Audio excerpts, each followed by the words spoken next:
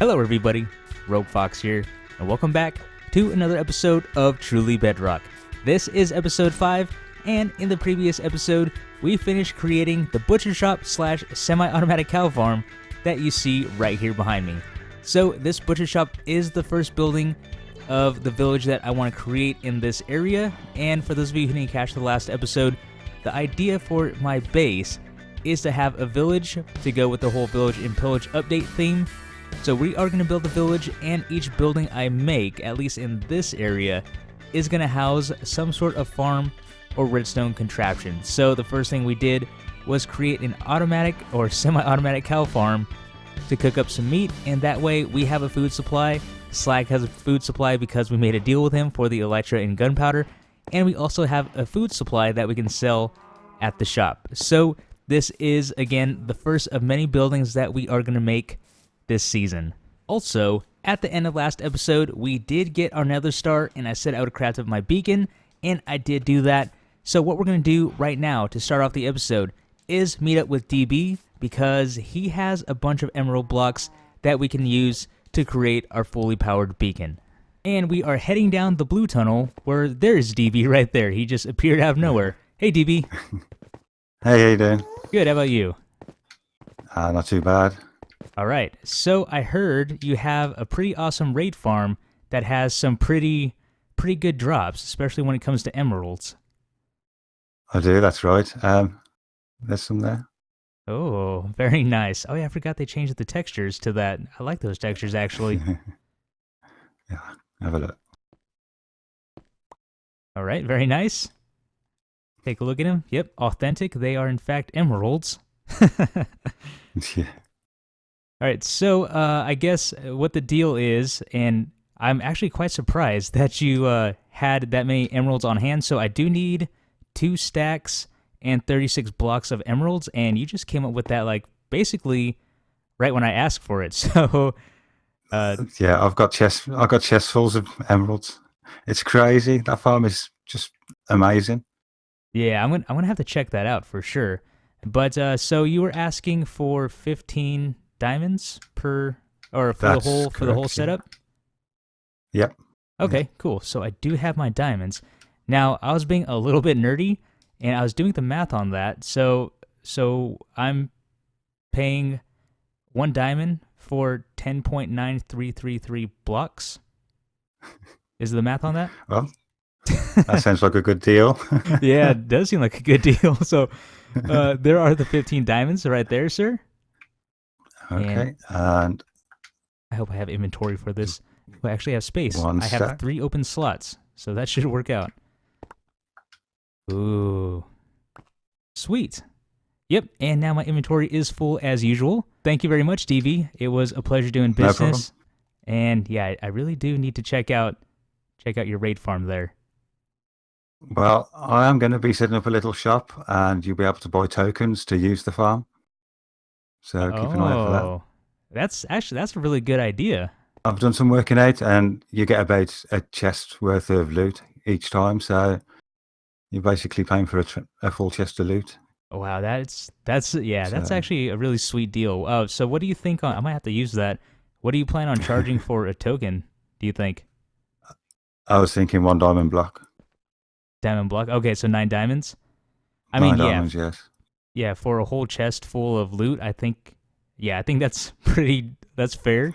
Now, before we head back to the base, DB said I can test out this raid farm, and I haven't actually seen one of these myself yet, either in video or in person, so this is going to be pretty fun, actually. So what he said I need to do is just head over here, and I need to hit the pillagers. I don't know if I'm supposed to actually kill them, so I'll just punch them, I guess. Oh, okay. I guess they're ready to be one-shotted. So I do this until I get the bad omen effect. Okay, so we got the bad omen effect, and then he said we go up here. Let's see. How high up does this go? Oh, okay. And I guess we take this all the way to the top. Oh, okay, so the raid is now starting up, and we just got an achievement. I've got a bad feeling about this. Definitely a Star Wars reference. So let's go ahead. We're just going to stand here. And I wonder... Oh, okay. So we watch... Oh. That is so cool. That is very cool. Oh, so he does have a villager right there, it looks like. So I guess that counts as a village. And then I'm guessing they try to spawn somewhere out here. Let's see. I'm assuming they're going to drop from the sky and land on that. Okay, yep. Yeah, they're trying to take out that villager. They go down. That is very cool. And then we have wave number 3. We have the Ravagers. They're falling down. Now, I know he said because he's not actually doing the damage himself, they're not going to drop their saddles. But, I mean, who really wants saddles anyways? And let's see. Oh, what is going on? Oh, okay, so it's taking damage. It looks like he has some magma blocks right down there on the edge. And that's going to take out that Ravager eventually. I wonder, can we help it out a little bit? I don't know if that's going to mess anything up. I guess it's going to drop a saddle now, right? Because we technically did some damage to it. But yeah, it looks like Ravager actually has a bit of health.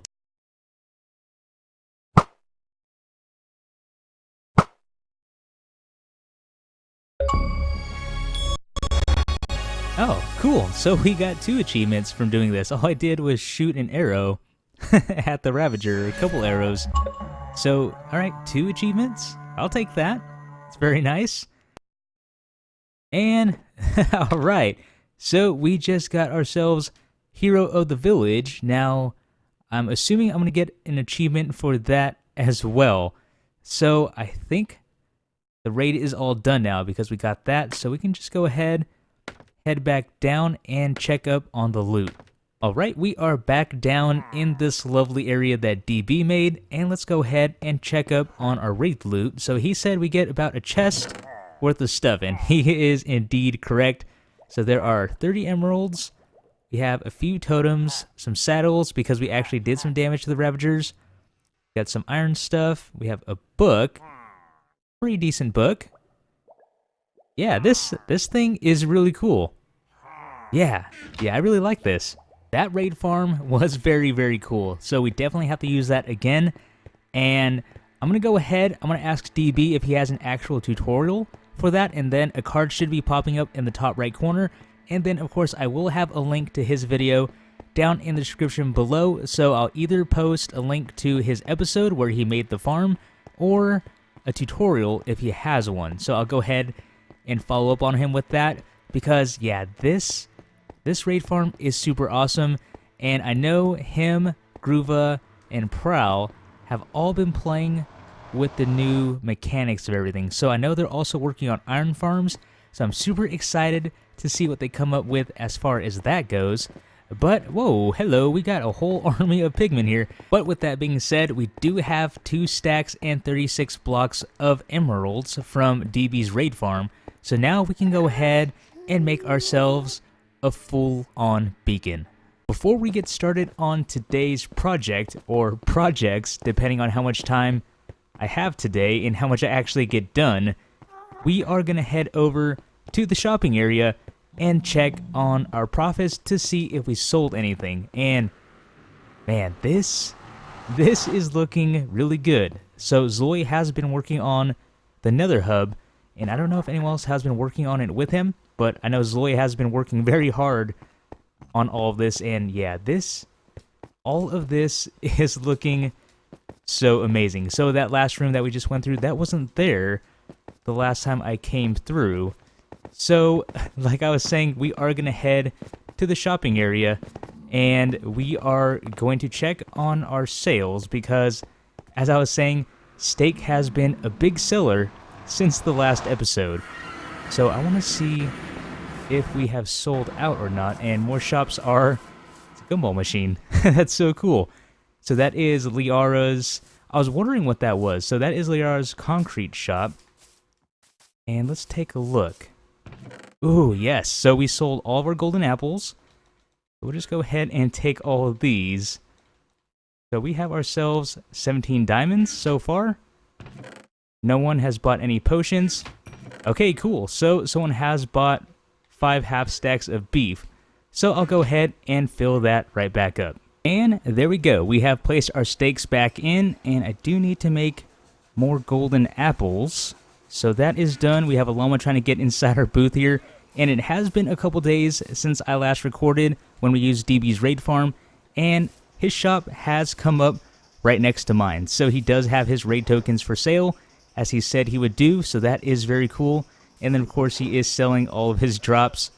A diamond for a totem. I think Tizztom could use some of those, because he has been dying a lot from what I've seen. I've been watching his episodes, and he dies at least a couple times per episode.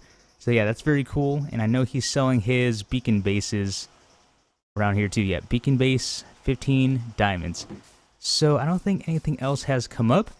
I just want to quickly look at Liara's shop. I like the gumball machine. That's very creative. I like that. So she has hardened concrete coming soon, and then concrete powder 2 per stack. I kinda did a trap. Okay, I don't think it's a trap. I'm nosy, so I guess she has a little smelter back here. Oh, okay, I guess that makes sense for all of the glass she was making. Very cool. So yeah, this shopping area is coming together, and I do have a foundation for my permanent shop right up there on top of the hill. But that's not what we're doing today. What we're going to do is head over to Tizztom's area. Alright, this is his portal here. This goes to the top. This goes to the bottom. So let's go ahead and try the top first. And let's see if he's actually up there or if he's at the bottom. Okay, it loaded in, so it doesn't look like... Oh, okay, there he is. How do I have to use the bridge? And, okay, he has expanded his little walkway. This was just a 1-block bridge like this. And, hey, Tiz. So, what we're going to be doing today is building a death counter for Tizztom. So, you need to light this area up, dude. This is bad. Just go ahead and throw some torches down for him. Yeah, so as I mentioned, Tizztom dies a lot in every episode. So, I thought it would be a good idea for Tizztom to have some sort of death counter at his base. That way, you guys can keep track of how many times he dies per episode. Down here as much as possible. This work? Yeah, I mean, I think this area should work. Before we begin the project, we are going to need the red kit. So let's go ahead. I do have a shulker box where I was storing some of my redstone supplies. So let's go ahead. We're going to name it first because apparently I went to the anvil. And yeah, that's the one we want. So go ahead. We got the red. And then we got the kit. The red kit. And yoink. And then, of course, we do need to dye it red. So, bam. There we go. And once again, everyone, we do have the red kit. And for those of you who are new to watching me play a survival series or anything like that, the red kit is something that I've been using from the beginning. And this is where I store all of my redstone supplies. So, my iron, all my redstone components, my stone, just in case if I need to make things, I need wood. And speaking of, I do need a little bit more wood. And we're going to go ahead, we're going to use my axe, which I have named Logbreaker. And yes, Logbreaker is a play off of Thor's Stormbreaker, just in case anyone was wondering. Now, for Tiz's death counter, he decided to have it centered with his little walkway right here. So originally it was going to go in that back area, but after talking about it and letting him know how big it was actually going to be, he thought it'd be a good idea for it to be centered. And I think that works perfectly because it's only a 3-wide build, and it only goes 4 blocks back, so that leaves him the rest of these sides to do whatever he wants. So what we're going to do is 4, 5, 6, 7, 8, 9, 10, we are going to give him a count of 10. So he gets 10 deaths before his meter is full here. And what we're going to do, we are going to follow Mumbo's spoon counter, and I believe he made one for Zoom Avoid in Season 5 of Hermitcraft. So I don't think he has an official tutorial on that, but the redstone is pretty simple for the most part. So we are going to go ahead and build it that way and add our little touch of bedrock to it. So this is what Tiz's display is going to look like, except it's not going to be made out of cobblestone. I told him I would build it out of cobblestone just for the foundation, and then he can go ahead, tear this whole part down, and then redecorate it to fit the theme of his build. So he does have a gray, white, green theme going here. And at the end, I may swap some of these blocks out maybe for some smooth stone, just to make it look a little prettier on the backside. And that way he doesn't tamper with the redstone and possibly break it. So we may do that. So how this works so far, we're going to press this button here. That's going to activate this dropper, and inside the chest and inside the dropper, we are going to have non-stackable items. And once we press that, that is going to spit the non-stackable item into this chest. And then the comparator is going to read that and give us a signal strength depending on how many non-stackable items we have in here. So we may need a double chest to get to 10. I'm not quite sure yet, but that is the foundation of the build. Now all we need to do is make a glass tower. This is one of the things I like about Bedrock Redstone, is that we can place redstone on top of glass, and then we can make ourselves a glass tower like this. So the cool thing about this, unlike a slab tower, we can power redstone up and down. So we can power it from up here, and then the redstone line will run down, which you can't do with slabs, or we can power it from the bottom, which we're going to do, and then the line is going to run up. So I think that's enough, and hopefully, does this work? Okay. Whoop. Yeah, I'm pretty sure he needs a lot more lighting up here. They're going all the way down. Yeah, that kind of worries me. So I think, yeah, this looks like something can spawn here. I just went over to grab some stone blocks, smooth stone. Okay, that's a low slab. And just to be safe, I'm going to go ahead and throw torches here, because the last thing I need is a creeper sneaking up behind me, blowing me up, and then at the moment, because it is raining, I can barely see the ground. So, yeah, Tiz, you really need to light this area up, dude. Alrighty, the stone blocks, or stone slabs, because he didn't have any blocks, are in place. And I did put redstone dust on each of these. Now the only thing left to do is put repeaters on these blocks here. So we need 1, 2, 3, 4, 5. So let's go ahead and quickly place those in. Let's see if we can nail this through the scaffolding here. So there's 1, 2... Oh, there's glass there. 2. Glass there. 3. 4. Oops, I didn't make enough. And 5. Cool. So let me go ahead and quickly go back down, make sure I got every block. Yep. Looks good to me. So we can go ahead and break this. Break. Cool, so that is done. So the redstone is pretty much done. All we need to do now is craft up a bunch of swords, and this thing is all good to go. Alright, I went ahead and placed in the swords, and since the last time I was here, it looks like he added a little bit extra. So he has a sugarcane farm right there, and looks like something else is going to come up right here. And I know I said I was going to leave it as cobblestone, but I kind of got inspired by his build, so his smelter over there does use green concrete. So what I thought I would do is make this out of green concrete, and then he does have this little theme with slabs on top, so I went ahead and threw that up top. But the swords are in place and everything is ready to go. So we have a dropper full of swords, the hopper's full, and then we have a few more swords up top, and that is enough to give us an output of 10. Or, you know, where we need it to be up here to actually fully light this thing up. So all we do is press this. That gives us 1. This is going to give us 2. And from here on out, we do need to press this 2 times. So that's not going to do anything. And then once we press it twice, that's going to light up. And then it's going to go all the way up to 10.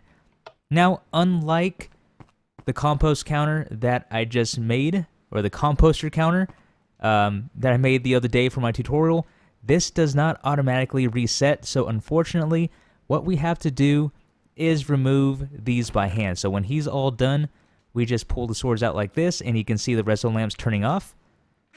And then all we have to do, or all Tiz has to do, is put the swords back where they go. So that is how we reset this. And yeah, there we go. Tizztom now has a death counter. That way all of you who watch his videos, you can keep track of how many deaths he has per week, because I think that's how he wants to do it, or at least that's what I challenged him to do, is to see how many deaths he can rack up in a week. And if this gets full, then you guys decide something that he has to do. So I don't know if he's going to run with that. I thought it was a fun idea, but like I said, I definitely wanted him to have a death counter. Now that we've finished that project, unfortunately, we're all out of time today for the next project we want to do, but I have been busy using my beacon. So you can see my beam coming up right there. And right over here, what we have is a slime chunk. So when I was mining in the very beginning, yeah, you need to back up. Back. And back. One more. Okay, so as I was saying, before I got interrupted by Mr. Creeper here, this was a slime chunk, so what I decided to do was dig it out, and after checking chunk base, I actually found out that this chunk right here is also a slime chunk. So what I'm going to do is at some point make a double slime chunk farm. You know what I'm saying. So what I thought I would do is get one chunk done and ready to go. So I don't think there isn't any slime down there right now. And you can see the cobblestone slabs that I have set up just to set up the platforms. So I am kind of mapping out what I wanted. Okay.